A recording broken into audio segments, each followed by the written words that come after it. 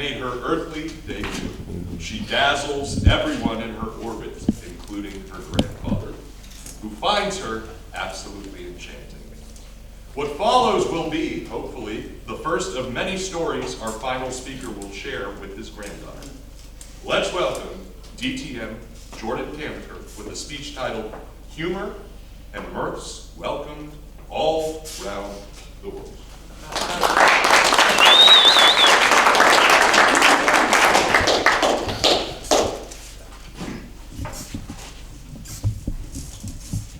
Most of y'all have heard the story about how after 6 years I followed that young Swedish gal across the sea, and once I was there she goes, "Oh, I am living with my boyfriend Lennart."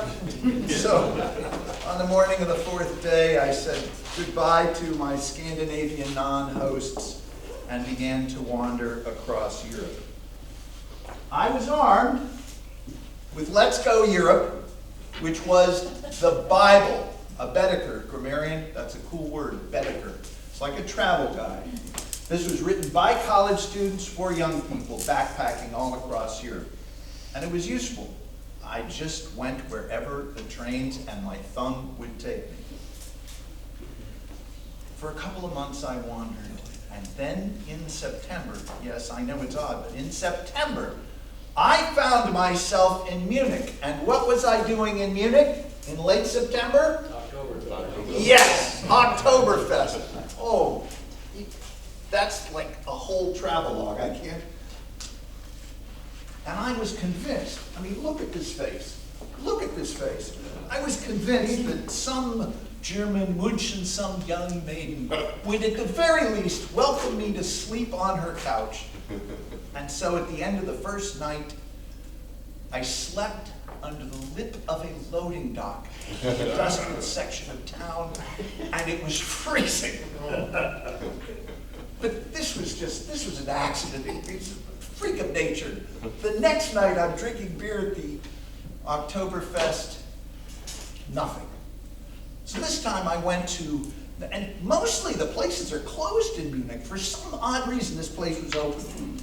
Like an all-night bar, hotel lobby sort of thing. I was just going to sleep at the table and hope I didn't get kicked out, drink beer and pay the money.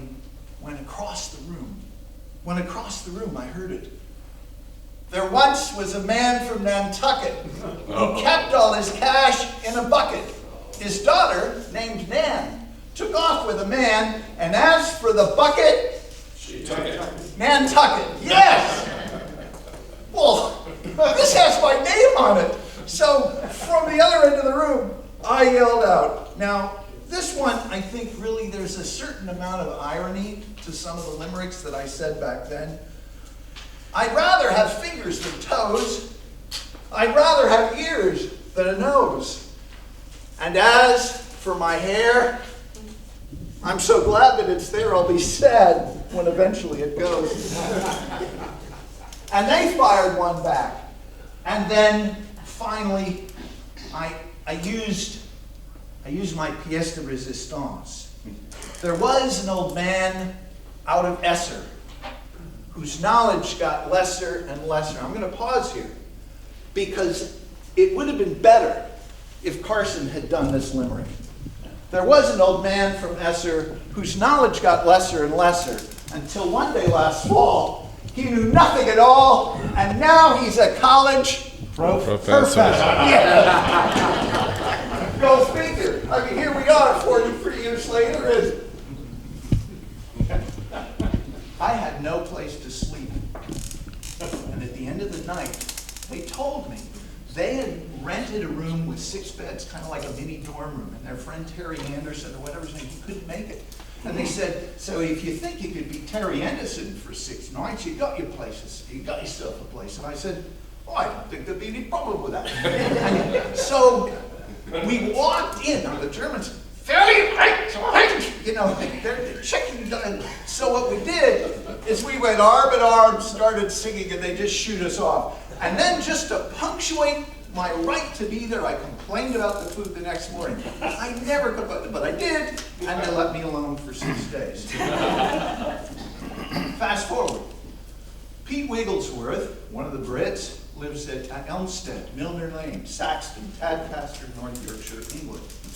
Pete Wilson lives at 105 Duke Street, London, W4, England.